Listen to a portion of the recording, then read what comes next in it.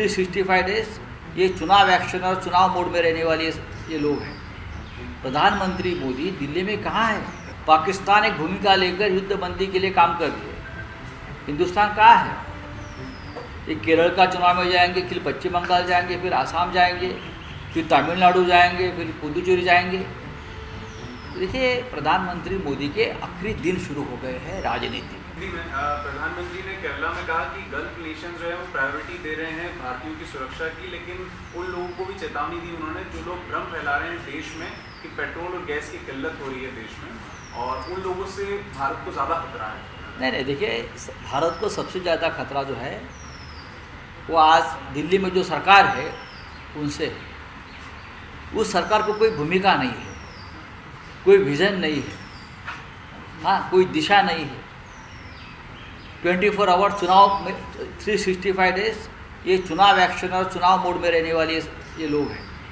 प्रधानमंत्री मोदी दिल्ली में कहाँ है?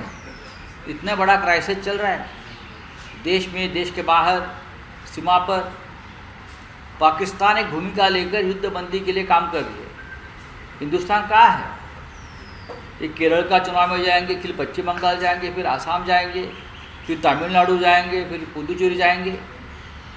देखिए, प्रधानमंत्री मोदी के आखिरी दिन शुरू हो गए हैं राजनीति में, ये हमारे जैसे लोग मानते हैं। सर, अमित शाह आसाम में थे, उन्होंने घुसपैठियों का मुद्दा उठाया।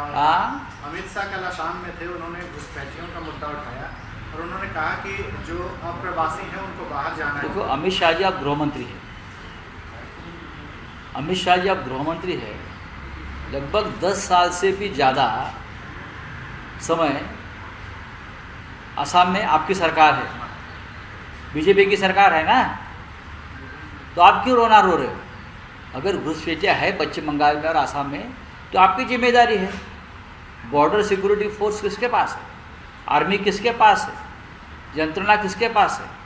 आपके पास है। ये तो आपका फेल्योर है।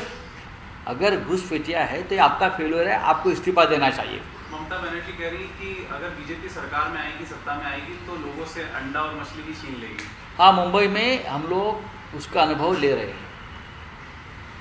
मुंबई में हम लोग ये अनुभव ले रहे हैं। पार्लियामेंट में भी, पार्लियामेंट के कैंटीन में भी हम लोग ये अनुभव ले रहे हैं। हर जगह पे, जहाँ जहाँ एयरपोर्ट में भी हम ये अनुभव ले रहे हैं। ममता दीदी ने एकदम सटीक और ठीक बात कही। सर, आखिरी सवाल, तेलंगाना सरकार ने बिल इंट्रोड्यूस कर दिया है हेट स्पीच के खिलाफ, जिसमें 10 साल तक की सजा हो सकती है क्राइम अगर हेट स्पीच ना? जी, हेट स्पीच। अच्छी बात है।